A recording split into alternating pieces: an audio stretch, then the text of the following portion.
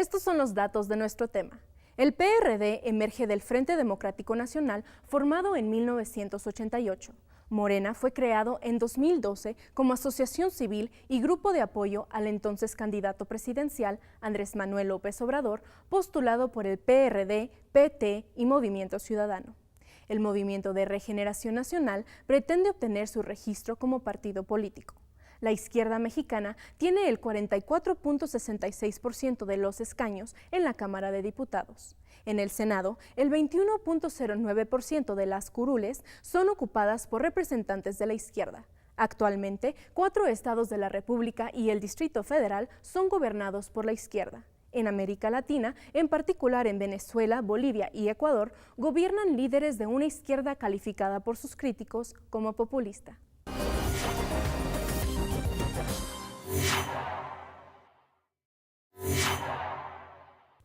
Pues ya estamos aquí de vuelta en Observatorio hablando de la izquierda con Ricardo Becerra y Luisa Alcalde. Pues Luisa, según Ricardo, las diferencias importantes entre las izquierdas mexicanas pasan por 3 temas. La manera de relacionarse con las otras fuerzas políticas y de negociar con ellas, el tema de los impuestos y el tema del laicismo. ¿Podríamos cerrar ahí la discusión o hay algo más?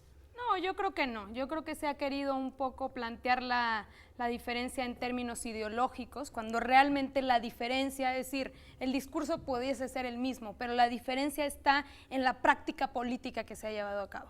Es decir, lamentablemente hay ciertos sectores de esa izquierda pues que en diferentes estados y en diferentes momentos del país y en el mismo Congreso han tomado decisiones que no son propiamente de una agenda de izquierda y que finalmente no están vinculados con algo que debería estar la izquierda, que es pues con gente honesta que quiera el bien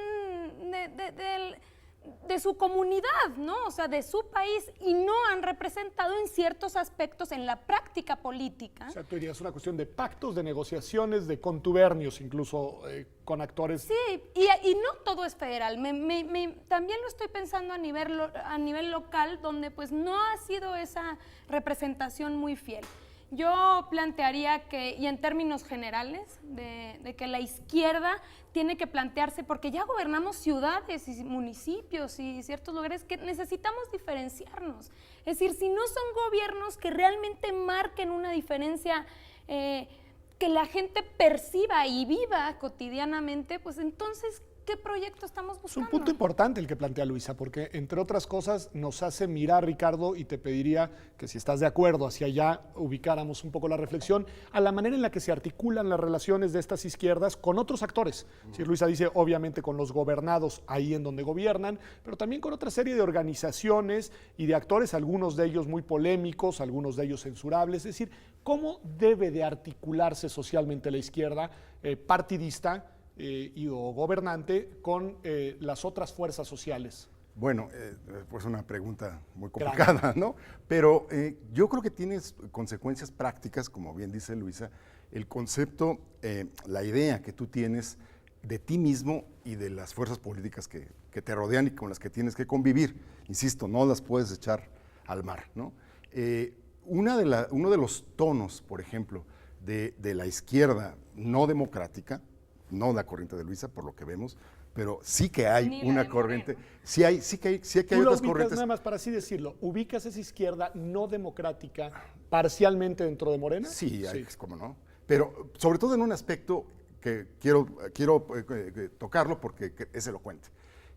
Parece a veces en los discursos y en la práctica política que el gran remedio de México es que a mí me elijan, al líder, al importante, porque es honesto, porque es valiente, etcétera, ¿no?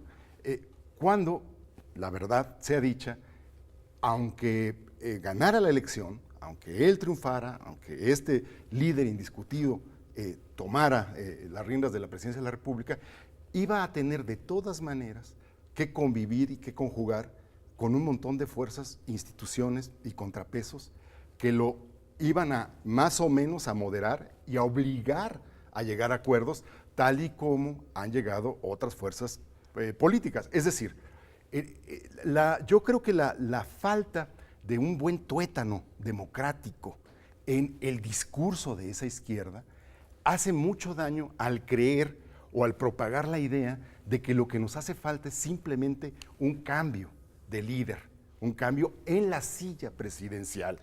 El problema es mucho más profundo y tiene que ver con la construcción, pues, de todo eso que llamamos gobiernos, que llamamos constitución, y que en el fondo, lo que nos está llevando es a tener una política endiabladamente compleja, ¿no? Y esta complejidad es la que no se hace cargo, ese discurso y esa práctica de esa izquierda. Arrancamos este programa con un acuerdo aparente de ambos. Dicen, no, sí, casi somos lo mismo, y la verdad es que nos han venido creciendo las diferencias, porque Luisa subraya críticamente un problema de procesamiento y práctica política por parte de la izquierda, que se llama democrática, y ahora tú colocas sobre la mesa una diferencia más, por lo que veo, que es el papel del líder, el papel que ve jugar la figura de peso dentro de un partido político de izquierda. Luisa. Cosa que no compartiría, es decir, creo que también ese ha sido como un discurso justamente de mostrarnos como pues estos simples seguidores de una figura política que lo único que quiere es llegar a la silla presidencial, y yo creo que no. Yo creo que nosotros defendemos un programa de nación, un proyecto de nación distinto que está vinculado, ya decía yo, justamente con pues tener un piso básico a partir, por supuesto que sí, de una reforma fiscal, de pensar en términos del medio ambiente, de administración de justicia, de que la política sirva no para servirse de ella, sino para servir a los demás, y eso tomárnoslo en serio. Es decir, yo creo que ese es el proyecto que Morena está buscando, y que claro que tenemos bajo el entendido de que estamos en un programa democrático de división de poderes y que hay que tomar en cuenta y respetar a los congresos, y basta decir únicamente que Andrés Manuel lo hizo cuando fue jefe de gobierno. Eso no lo pueden discutir ustedes. Al principio no tenía ni siquiera mayoría del PRD en la Cámara y gobernó e hizo de esta ciudad algo que hoy hay que ser muy orgullosos o estar muy orgullosos. Te lo pregunto a ti de nuevo, o sea, me quedo contigo un segundo más, porque el punto me parece importante. En tu vivencia dentro de Morena, ¿puedes imaginar, puedes concebir una Morena sin ese liderazgo fuerte de Andrés Manuel? Es decir, ¿para ti son la misma cosa inescindible o son dos fenómenos que pueden separarse? Yo creo que Morena surge como de la lucha por este proyecto, y que Andrés Manuel lo vemos como esa persona que nos representa en términos de liderar un proyecto de esta naturaleza, que nos ha demostrado que en términos de gobernabilidad lo ha hecho bien y puede hacerlo bien, y por eso ha sido nuestra propuesta o nuestro candidato para las elecciones. Pero que Morena va más allá de eso. Okay. Morena sí es un proyecto. En Morena existimos muchos y muchas ciudadanas, incluso intelectuales y gente de mucho prestigio y gente de base, que estamos justamente mirando hacia arriba y viendo que las cosas no van bien, que este no es el camino que hay que transitar y que hay que plantear un proyecto de verdad, pero sobre todo, y eso sí lo digo en términos de izquierda en general, que la izquierda tiene que tener un compromiso de tener una propuesta viable, es decir, que demostremos que es viable, pero que puede haber un rumbo distinto que no es el que hoy se está tomando ni a través de Peña Nieto, ni a través, lamentablemente, de las reformas producto del Pacto por México. Ricardo, sobre todo pensando en la contracara de la pregunta que le hacía Luisa, ¿una izquierda sin liderazgos fuertes en este país es posible? No, ninguno. No, bueno. Yo creo que qué bueno que haya un liderazgo fuerte en Morena, y qué bueno que exista la corriente de Luisa en Morena, ¿no? Pero yo puedo otra vez documentar ese desprecio por el Congreso, este desprecio por la negociación, ese desprecio por lo otro, por lo distinto. Creo que ese sí es un daño muy fuerte a la cultura política y al avance democrático del país. Esta insistencia muy machacona de que las otras fuerzas encarnan simplemente el mal, simplemente son un obstáculo, son gente que quiere vivir a las costillas del pueblo, y el pueblo lo represento yo, ¿no? Este discurso es eficaz, este discurso ha demostrado además que se encarna escenográficamente con mucha eficacia, pero sí me parece que ese es un punto de quiebre en la práctica política de una izquierda democrática de la que no lo es. Y quisiera colocar un punto adicional. Sí me parece, además de todo esto, que no existe todavía la formulación, pues, del programa clásico de la izquierda democrática en el mundo, en nuestro país. Es decir, Dirías una ausencia de una todo el ausencia continente que de ya izquierda. es imperdonable para la izquierda mexicana. Y es su propuesta del estado de bienestar. Sí, la idea de que México algún día llegue a ser como Suecia, creo que tendría que gobernar la práctica, los programas y el ideario y la lucha cotidiana de la izquierda. Sí, el punto es, en mi opinión, que no nos hemos hecho cargo de manera programática y fuerte de cómo construimos un piso de redistribución digamos, un nivel mínimo de bienestar para los mexicanos. Esta sociedad tan salvaje que muestra recurrentemente que crea una y otra vez oleadas de pobreza, no tiene contención. No las tuvo con las reformas estructurales y no las tiene tampoco del todo con el famoso, con la reforma fiscal. Sin embargo, a esta crítica de la reforma fiscal no hay otra cosa más que pues frases, ¿no? No está el programa. ¿De dónde vamos a financiar este gran esfuerzo de redistribución del ingreso en México? Ahora, Luisa nos decía que desde su punto de vista hay que financiarlo con recursos públicos. Podrá ser el programa de Luisa, no sé si es el de Moreno, pero es el de Luisa. Pero sí apuntabas, creo, en la misma dirección de lo que dice Ricardo. Creo que aquí hay un acuerdo base. Decías, el problema también no era solo la reforma fiscal, sino lo que querían hacer con los recursos, criticando, digamos, los proyectos. Bueno, ¿ahí por dónde, Luisa? O sea, yo ahí, por ejemplo, coincido mucho con Ricardo, porque ¿cuál es el tema? Es decir, el tema es que justamente estas reformas no han ayudado a eso que debería ser el centro o la prioridad de una izquierda auténtica, digamos, ¿no? O sea, del programa de la izquierda. Yo creo que tiene que ser una vía, sí, a través de una reforma fiscal de mayor recaudación, donde se le ponga ya límites verdaderamente, digamos, a los grandes... o sea, progresiva, que se haga cargo de la inequidad. Que se haga cargo de la inequidad, que elimine de una vez por todas la consolidación fiscal y con ello, obviamente, armar un programa, de garantizar no solo calidad y gratuidad para todos y todas respecto a educación y salud, sino también empezar a pensar en estos programas de seguro de desempleo y de pensión universal que nos permitan tener un piso mínimo para que realmente nuestra democracia, aparte en términos no solo de libertades de los ciudadanos, sino de acceso pues a poder decidir a sus representantes sin que sean tan vulnerables, porque ¿cuál es el problema? Y lo vimos en la elección del 2012, que la gente pues tiene tan poco y tiene salarios tan bajos y vive en condiciones tan sí, de pauperización. De pauperización que no puede, es decir, no le podemos exigir que entonces pueda tener un voto de conciencia, y por eso llegan, digamos, estas fuerzas políticas que compran y manipulan a la ciudadanía. El tiempo vuela y me gustaría así mirar un segundo a América Latina. Creo que es importante la posición de las izquierdas frente a fenómenos como, te pongo 3 sobre la mesa, Ricardo: Venezuela, Bolivia y Ecuador, porque son los clásicos, porque son izquierdas en el gobierno, no idénticos entre ellos, hay que decirlo con claridad. Pero bueno, ¿cuál es la posición de la izquierda llamada democrática?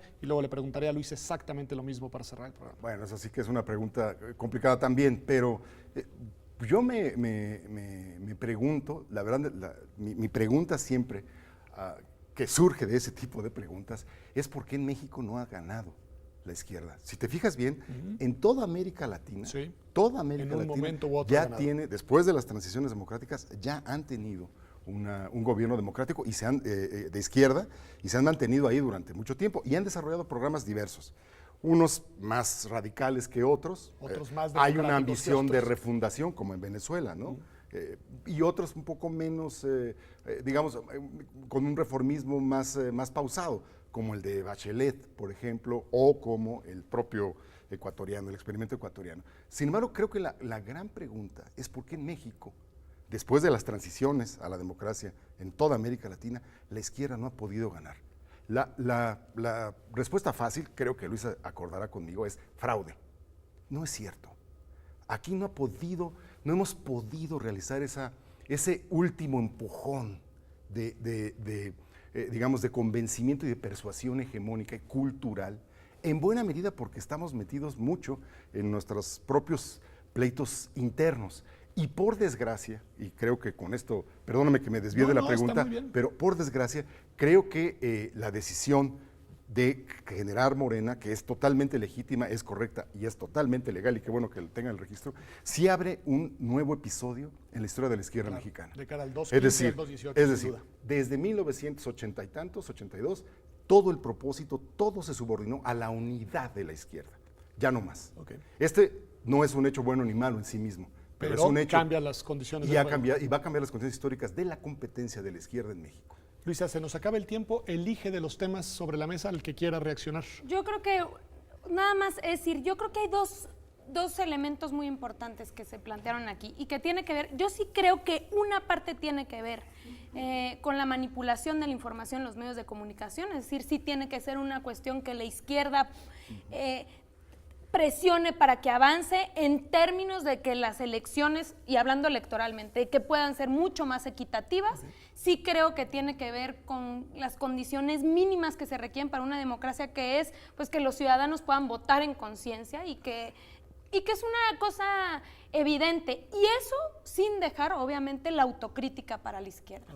Yo creo que por supuesto que tiene que ser en términos democráticos, respetando las reglas de la democracia, como lo plantea Morena, y yo creo que la diferencia va a estar en si realmente podemos tener ciertos cargos sin, digamos, sin olvidarnos de nuestro proyecto. Porque ¿cuál ha sido el problema? Pues las mismas tribus dentro del PRD y muchas cuestiones pues se han alejado del proyecto de la izquierda. Si nosotros podemos representar realmente esta opción donde el programa de gobierno sea este bienestar mínimo, sea la agenda laboral, porque vuelvo a insistir, es decir, las organizaciones secundarias como los sindicatos democráticos son los que pueden ayudar a los trabajadores a mejorar sus condiciones de vida.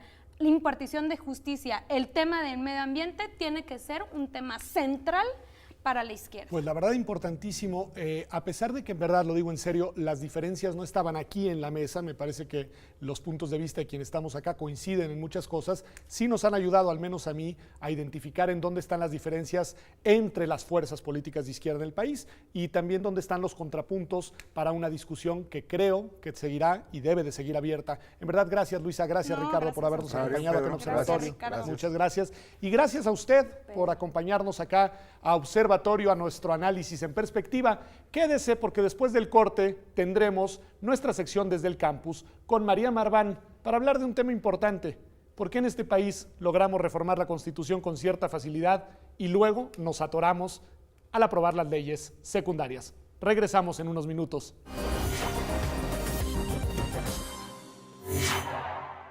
Pues muy interesante el debate del día de hoy aquí en Observatorio.